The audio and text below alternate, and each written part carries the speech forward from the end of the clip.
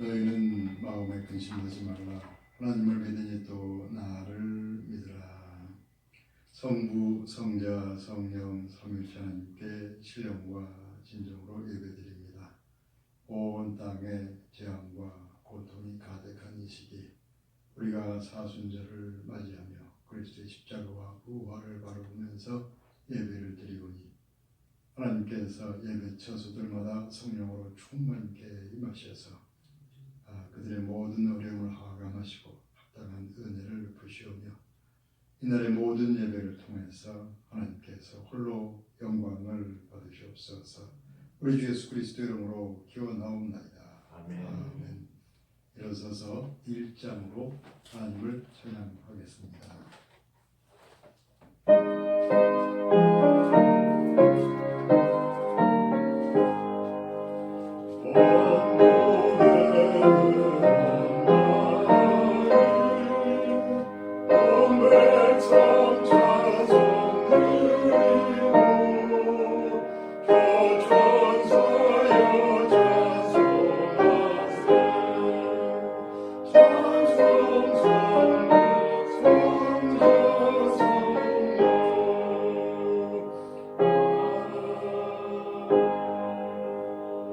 교독문 103번 교독하겠습니다.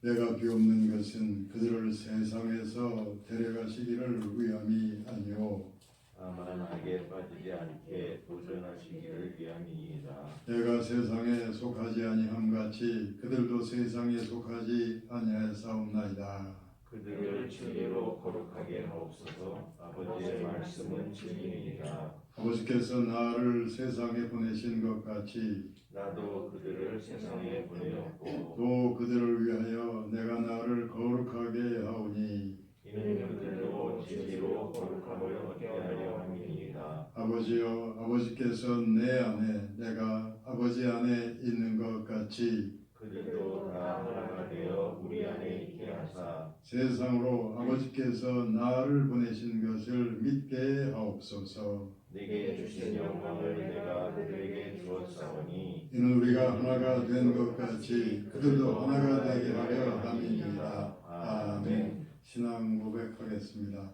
나는 전능하신 아버지 하나님 천지의 창조주를 믿습니다. 나는 그의 유일하신 아들 우리 주 예수 그리스도를 믿습니다. 그는 성령으로 잉태되어 동정녀 마리아에게서 나시고 본디오 빌라도에게 고난을 받아 십자가에 못 박혀 죽으시고 장사된 지 사흘 만에 죽은 자 가운데서 다시 살아나셨으며 하늘에 오르시어 전능하신 아버지 하나님 우편에 앉아 계시다가 거기로부터 살아있는 자와 죽은 자를 심판하러 오십니다. 나는 성령을 믿으며 거룩한 공교회와 성도의 교제와 죄를 용서받는 것과 몸의 부활과 영생을 믿습니다. 아멘. 자리에 앉으시기 바랍니다. 310장 찬양하겠습니다.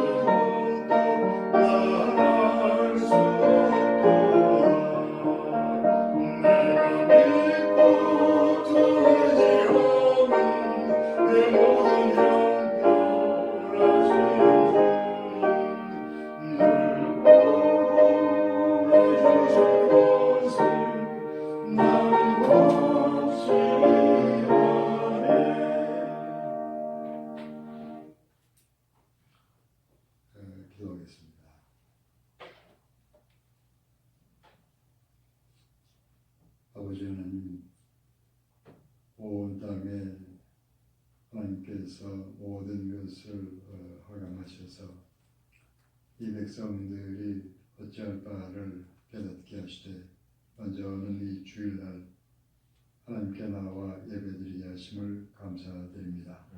많은 백성들이 교회에 나올 수 없으며 각자 처소에서 여러 가지 방법을 통하여 하나님께 예배를 드릴 때 그 모든 백성들의 예배를 화감하사 기쁘게 받으시오며 우리가 새롭게 될 길을 주께서 내 가운데 열어서 인도하여 주시옵소서. 아멘. 아버지 하나님이시여, 우리 백성들, 이 백성들, 온 세상 백성들의 하나님을 등진 삶을 지켜보셔서 이런 기회를 통해서 이 백성들의 마음을 새롭게 하사 온갖 우상 숭배와 자기의 본성을 쫓아다니던 삶으로부터 하나님을 향해 돌이키는 귀한 기회가 되게 인도하시옵기를 주여 간절히 간구합니다. 아멘. 누가 자신의 죄를 온전히 깨달을 수 있으며 누가 자신의 잘못을 온전히 깨달을 수 있겠나이까?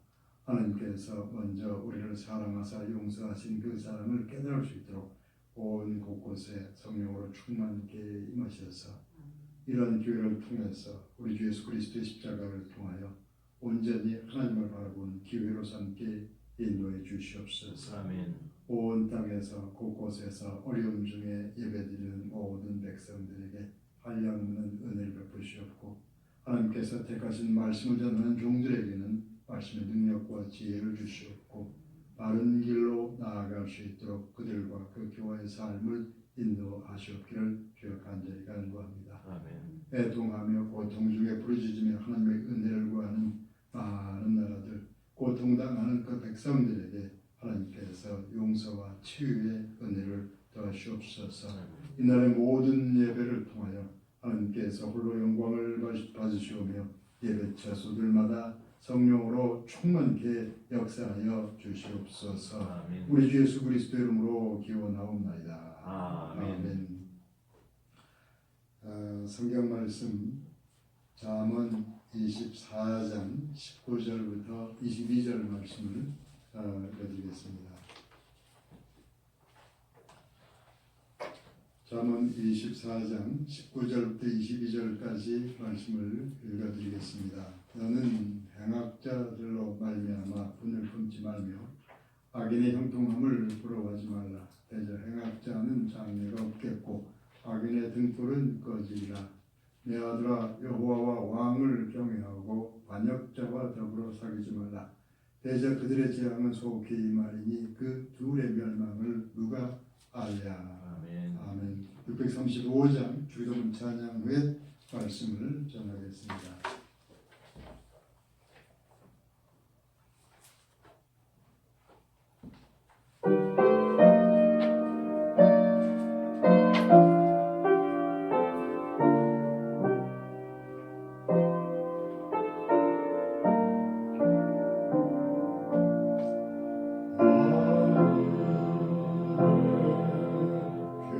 그 시간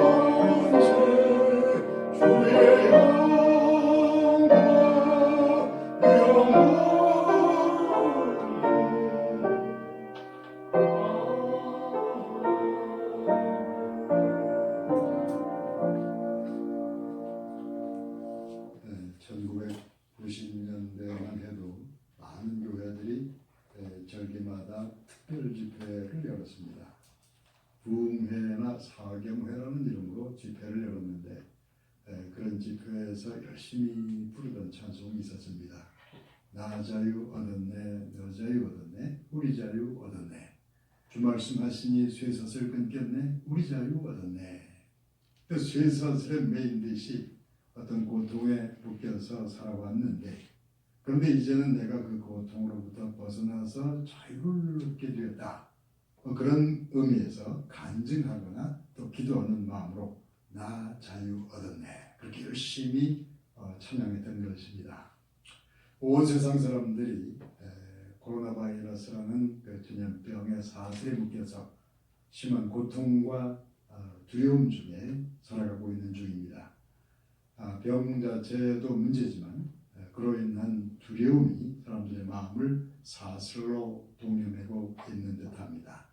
그러니까 온 세상 만백성이 그 찬양을 열심히 할 때가 된 셈입니다. 사슬에서 벗어난 사람들은 감사 찬송하는 마음으로, 이제 벗어나야 할 사람들은 열심히 기도하는 마음으로 나 자유 얻었네, 너 자유 얻었네, 그 찬양을 열심히 할 시기라는 말씀입니다. 그런데 나 자유 얻었네에서 그 자유라는 말은 자유보다는 해방에 더 가깝습니다. 뭔가로부터 벗어난다는 의미라면 자유보다는 해방에 더 적합하다고 생각됩니다. 어쨌든 간에 우리에겐 해방이 필요하고 자유도 필요합니다. 이 전염병의 고통으로부터 벗어나는 해방, 이 두려움으로부터 벗어나는 자유, 그 우리의 시대가 이 원치 않는 어둠의 사슬로부터 벗어나기를 간절히 바라는 것입니다. 요즘 거의 모든 나라가 생필품 사재기 문제로 어려움을 겪고 있는 중입니다. 그런데 우리 한국에선 그 문제가 나타나지 않았습니다. 그래서 많은 나라들이 이 한국을 부러워하고 있는 중이라고 합니다. 많은 나라 사람들이 열심히 사재기를 하는데, 그런데 왜 우리는 그렇지 않은 것일까? 많은 역사적 위기를 경험했기 때문에 위기에 강한 민족으로 변화된 것일까? 아니면 많은 시련을 겪는 동안에 우리의 시민의식이 그만큼 성장한 것일까? 뭔가를 빨리빨리 깨닫는 민족이라서 그런 건 아닐까? 인터넷에서 이런저런 이야기를 찾아볼 수 있습니다. 이 시간에는 보다 더 현실적인 이런 대답을 말씀드리고자 합니다. 중국이나 일본의 경우는 전염병에 대한 구체적인 정보가 잘 알려지지 않았습니다. 중국에선 초기부터 언론 통제가 심했던 것으로 알려져 있습니다. 전염병의 실상이 어떤 건지 객관적 정보가 차단되어 있었던 겁니다. 정도 차는 있겠지만 일본도 비슷합니다. 어떻게든 올림픽을 열어야겠다는 그 정치 경제적인 의도가 전염병의 실상을 가려왔고, 현재도 일본은 크게 달라지지 않은 듯합니다. 우리의 경우는 국내의 여러 가지 문제로 인해서 민간의 SNS가 그 메이저 언론을 무색하게 할 정도로 활발히 움직일 무렵에 이 바이러스 문제가 우리나라에 상륙한 듯합니다. 그러니까 전염병에 대한 정보를 공개하지 않을 수 없도록 나라의 전반적 상황이 이미 그렇게 만들어져 있었다는 말씀입니다. 초기에는 정치 종교적인 왜곡과 혼선의 가능성을 보이기도 했지만 우리는 전반적으로 전염병에 대한 객관적 정보를 공유해 온 셈입니다. 그래서 전염병으로 인한 고통 자체는 크게 달라지지 않았다고 해도 지나친 두려움이나 그 사적의 문제는 자제된 것이라고 판단되는 것입니다. 고통의 원인을 안다고 해서 고통이 당장 해결되는 건 아닙니다. 그렇지만 그 고통의 원인을 알고 그 의미를 깨닫기 시작하면 인내하고 기다리는 자세가 달라지게 됩니다.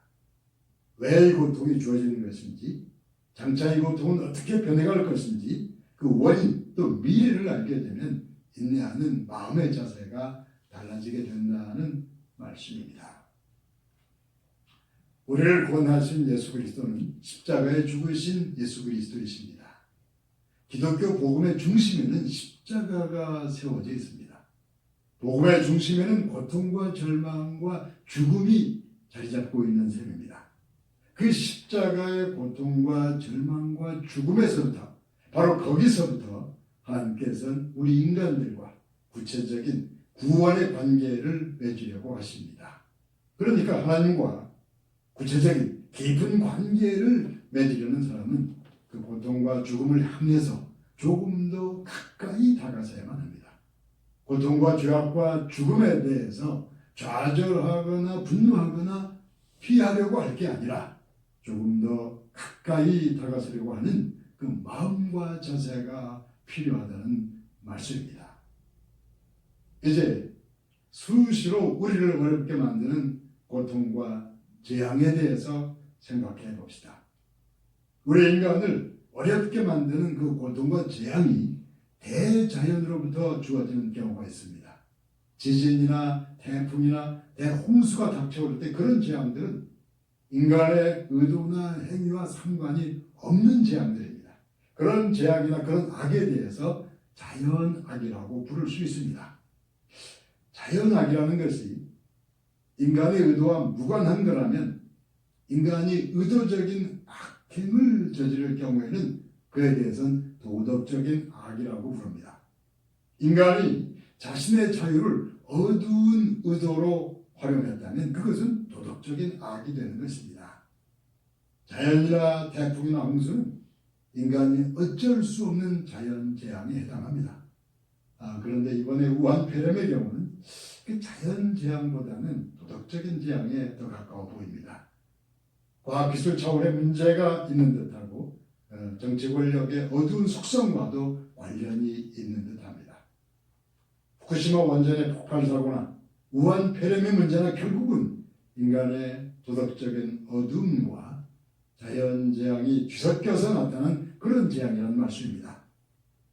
그렇게 뒤섞인 재앙이 나타나서 온 세상을 파멸로 몰아가는 이 상황에서도 여러 나라의 정치 권력자들은 자기 입장을 지키기에 여념이 없습니다. 어떻게든 실상을 파악해서 생명을 살리고 문제를 해결하려는 것이 아니라 우선은 이 책임에서 벗어나려고 하는, 이 권력만큼은 꽉 붙으려고 하는 그런 권력자들은 우리 주 예수 그리스도와는 정반대편으로 가게 될 겁니다. 그런 어두운 권력자들은 하나님의 심판을 받게 될 거라는 말씀입니다. 신약성경의 로마서 8장 28절은 이렇게 전하고 있습니다. 우리가 알거니와 하나님을 사랑하는 자, 곧 그의 뜻대로 부르심을 입은 자들에게는 모든 것이 합력하여 선을 이루느냐. 당장에는 대재앙과 고통이 닥쳐왔다고 해도 모든 것이 합력해서 결국은 선을 이루게 될 것이라는 말씀입니다. 잠언 17장 3절은 또 이렇게 전하고 있습니다. 도가니는 은을, 불문은 금을 연단하거니와 여호와는 마음을 연단하시느니라. 도가니의 불로 단련해서 순전한 은을 얻어내듯이, 불목불로 연단해서 순전한 금을 얻어내듯이 하나님께서는 고통과 역경으로 성도의 마음을 연단하사 순전하고 깊은 신앙인으로 만들어 가신다는 말씀입니다. 당장엔 재앙과 고통이 주어졌지만 결국은 좋은 열매를 맺게 될 것이다. 그런 맥락에서 고난을 해석할 때 그런 고난을 도구적인 고난이라고 부를 수 있습니다. 고난 그 자체가 목적이 아니라 보다 더 중요한 목표를 이루기 위해서 그 과정적인 도구적 차원에서 또 고난이 주어진 것이라는 의미에서 도구적인 고난이라고 말하는 것입니다. 고생 끝에 낙이 온다는 우리의 속담에서 그 고생도 역시 도구적인 어떤 과정적인 고생을 의미하는 셈입니다. 그런데 전염병으로 엄청나게 많은 사람들이 생사를 넘나드는 현장에서 여러분들의 이 고통은 합력하여 선을 이루게 될 것입니다. 이 고통은 여러분들을 단련해서 훌륭한 신앙인으로 만들어줄 것입니다. 이 고통은, 이 고난은 도구적인 고난입니다. 그런 말 했다가는 큰 고난을 당할 가능성이 큽니다. 우리가 살아가는 이 세상에는 그 도구적인 고난이라는 말로 설명하기 어려운 엄청난 고난들이 있다는 말씀입니다. 아우슈비츠 같은, 또 지금의 이 우한 폐렴 같은 엄청난 고통과 재앙에 대해서는 그래도 우리의 기독교 신앙이 뭐라고 어떻게 말해야 할 것인지 사람의 능력과 지혜로는 설득력 있는 대답을 하기가 어려울 듯합니다. 그래서 구약성경의 전도서 3장 11절은 이렇게 전하고 있습니다. 하나님의 하시는 일의 시종을 사람으로 측량할 수 없게 하셨도다. 하나님께서 하시는 일의 처음과 끝을 사람으로서는 측량하기 어렵다는 말씀입니다. 우리에게 왜 이러한 고통들이, 이런 대재앙이 임한 것인가? 그런 질문에 대해서 올바른 충분한 대답을 하기는 어렵습니다. 그렇지만 이 엄청난 시련을 통과하는 동안에 우리가 하나님 앞에서 해결해야 할 문제가 무엇인지에 대해서는 얼마든지 대답할 말이 있으리라고 생각됩니다. 국가적인 엄청난 시련의 과정에서 우리가 깊이 생각하며 고쳐갈 문제에 대해서 예레미야 선지자는 예레미야 12장 1절을 통해서 이렇게 부르짖고 있습니다. 내가 주께 질문하옵나니 악한 자애들이 형통하며 반역한 자가 다 평안함은 무슨 까닭이니까? 그리고 나서 예레미야 12장 2절은 이렇게 전하고 있습니다. 그들의 입은 주께 가까우나 그들의 마음은 먼이다. 그 시대에 나라를 이끌어가는 사람들은 악한 자들이라고 합니다. 입술로는 하나님과 정의를 말하지만 그들의 마음과 실제 행동은 그렇지 않다는 겁니다. 그러니까 악한 자가 형통하며 평안한데, 그런데 옳은 길을 걷고자 하는 하나님의 사람들은 고난 중에 있거나 아니면 어딘가에 물러서 있다는 겁니다. 올바른 훌륭한 인재들이 절실히 필요한 시기인데도 그런 인재들은 어디론가 다 사라져버린 듯한 그런 시대 상황이 그 예레미야를 더 고통스럽게 만들었던 겁니다. 그런데 정치와 권력 세계에서는 거의 언제나 그런 일들이 일어납니다. 원모술수에 전념하는 정치인들이, 거짓말을 정말처럼 하는 조작의 명수들이 정치와 권력을 좌우하게 되는 것입니다. 그러니까 당장에는 그런 사람들이 형통하고 그런 사람들이 평안한 듯이 보입니다. 아주 오래전부터 이 세상에선 그런 일들이 끊이지 않았습니다. 그래서 분노하고 좌절하는 많은 지식인들이 절망에 빠지기도 합니다. 그래서 좌절하고 분노하는 그 사람들을 향해서 하나님께서 잠언 24장 19절을 통하여 이렇게 말씀하십니다. 너는 행악자들로 말미암아 분을 품지 말며 악인의 형통을 부러워하지 마라. 대저 행악자는 장래가 없겠고 악인의 등불은 꺼지리라. 악한 자들이 형통하고 평안하게 보이지만 그들에겐 장래가 없다. 그들의 등불은 이제 곧 꺼지고 말 것이다. 그러니까 너는 형통하고 평안하게 보이는 그 거짓된 저들과는 사귀지 말라. 어렵더라도 너는 올바른 길을 걸으며 인내하며 기다리라. 그런 말씀이 21절과 22절에 나타납니다. 내 아들아, 여호와와 왕을 경외하고 반역자와 사귀지 말라. 대저 그들의 재앙은 속히 임하리니. 언제까지나 형통하고 평안할 듯 하지만 그 거짓된 권력자들, 행악자들에게는 재앙이 속히 임하게 될 것이라는 말씀입니다. 생각지 못했던 전 세계적인 재앙이 임하면서 많은 나라들과 그 나라를 이끌어가는 정치 권력자들은 어쩔 수 없이 자신의 진면목을 내보일 수밖에 없게 됐습니다. 미국의 대통령은 그럭저럭 왔다 갔다 하면서도 미국 대통령이 갈 길을 크게 벗어난 것 같지는 않습니다. 일본의 수상은 좀 석연치 않은 행보를 계속해왔습니다. 후쿠시마 사고를 수습하는 그 방식은 상당히 위험하게 보였습니다. 일본을 보다 더 강한 나라로 만들기 위해서, 어떻게든 올림픽을 열기 위해서 그런저런 점들을 이해할 수는 있겠지만 그는 지나치게 객관적 사실을 가려운 것이 아닌가 생각됩니다. 북한의 김정은 오랫동안 보통 사람이 이해할 수 없는 길을 달려가고 있는 중입니다. 저렇게 해서 과연 언제까지 지탱할 수 있을 건지, 어째 저런 권력자가 아직까지 지구상에 있는 것인지 이상하게 생각될 정도입니다. 그는 이 시대의 대표적인 행악자인 것이 분명합니다. 중국의 시진핑은 그 옛날 진시황을 닮으려는 듯합니다. 공산주의 독재 방식으로 온 세상을 장악하려는 이상한 자신감을 내보이는 중입니다. 우한 폐렴이라 말해서는 안 된다. 코로나 바이러스로 온 그렇게만 말이라. 하지 말라. 그들에겐 재앙이 속히 임하리라.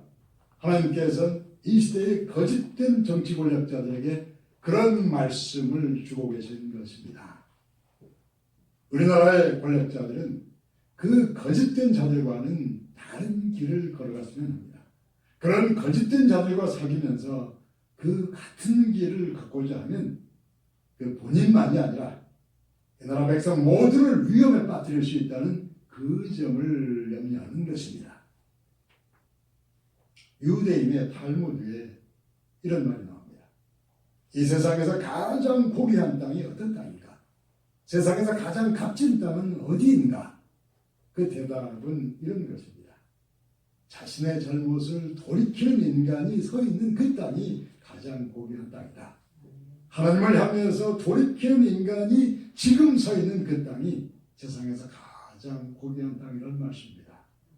지금 온 세상에 생각지도 못한 큰 어려움이 임하고 있는 중입니다. 너무나 고통스럽고 위험하고 두려운 시기지만 이 고통과 두려움 중에 바른 길로 돌아서려는 사람들이 나타난다면, 특히 공동체와 나라를 이끌어가는 사람 중에 그런 돌이키는 반성이 나타난다면 이 어려운 시기는 가장 고귀한 시기로 기억될 것입니다. 시간이 갈수록 돌이키기는 어렵습니다. 그렇지만 아주 늦어진다고 해도 돌이키는 사람에 대해서는 하나님께서 친히 그 길을 책임지실 겁니다. 그런 사실을 보증이라도 하듯이 하나님께서는 예수님의 십자가 위에서 돌아가시기 직전에 그 두 강도 중에 돌이키는 한 강도를 받아들이셨습니다. 성경에서 가장 빛나는 구원이 그 십자가에 달린 그 강도의 구원이 아닌가 생각됩니다. 최종적인 최악의 순간에 돌이킨 그 구원이 놀랍고 대단해 보이는 것입니다. 세상 모든 사람들이 골고다 십자가 그 근처에 있는 듯한 시기입니다. 골고다 십자가 너머에는 부활의 아침이 기다린다고 하는데, 그런데 어려운 시대를 살아가는 우리는 그런 생각을 하기는 어려울 듯합니다. 그럼에도 불구하고 예수님께서 앞서가신 그 길을 향해서 어떻게든 돌이키려는 마음이 여러분들에게, 특히 나라를 이끌어가는 권력자들에게 주어지기를 기원합니다. 신앙과 양심을 향해서, 하나님을 향해서 돌이키는 사람들로 인해서 이 나라와 교회가 고귀한 땅으로 변화되어 가기를 예수 그리스도 이름으로 축원합니다. 아멘. 기도하겠습니다. 아버지 하나님이시여, 이 어려운 시기에 마음을 낮추어 하나님을 향해 돌아서는 많은 사람들로 인해서 하나님께서는 기뻐 우리를 받으시며 이 나라와 교회를 새롭게 하시옵소서. 우리 주 예수 그리스도 이름으로 기원하옵나이다. 아멘. 151장 전하겠습니다.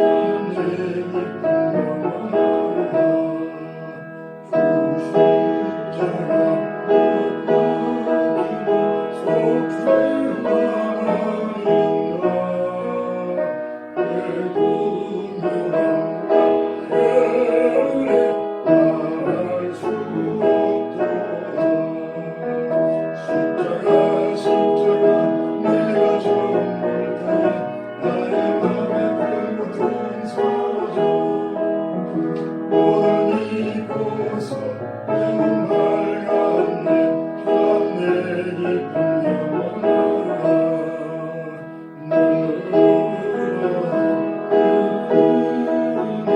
눈으로 바라볼 수 없네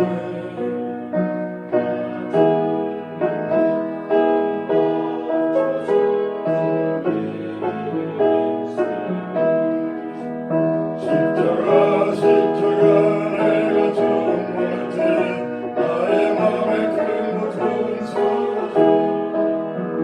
오늘 이곳서 내 몸 밝았네 참내 깊은 영혼아 예수님을 위해서 기도하겠습니다. 하나님께 예배를 드리며 마음을 모아서 여러 모양으로 예물을 드리오니 모든 것을 기쁘게 받으시옵소서. 선하신 뜻을 따라 쓰임을 받게 하시옵고 어려운 시기를 살아가는 주의 백성들의 삶을 긍휼히 여기사 하나님의 은혜 가운데 풍성케 인도하시옵소서. 예수님의 이름으로 기원하옵나이다. 아멘. 그의 소식을 간단히 말씀드리겠습니다. 한두 주 안에 상황이 쉽게 해결될 것 같지는 않은데요. 어쨌든 간에 다음 주 상황에 대해서는 광고를 다시 하도록 하겠습니다. 일단 우리가 4월부터 교회에 모일 수 있도록 열심히 기도하면서 기다리시되 공적인 상황 변화를 예의주시하면서 다시 광고를 드리도록 하겠습니다. 서로 가까이 볼 수 없기 때문에 서로를 위해서 열심히 기도하는 또 여러분들 자신의 프로그램을 가지고서 말씀 공부하는 그런 좋은 기회로 삼으셔서 다시 만날 때는 우리 하나님과 우리 서로가 서로 반갑게 맞이할 수 있도록 그런 기회가 되길 바랍니다. 감사합니다. 우리 일어서서 623장 찬양하고 축도함으로 예배를 마치겠습니다.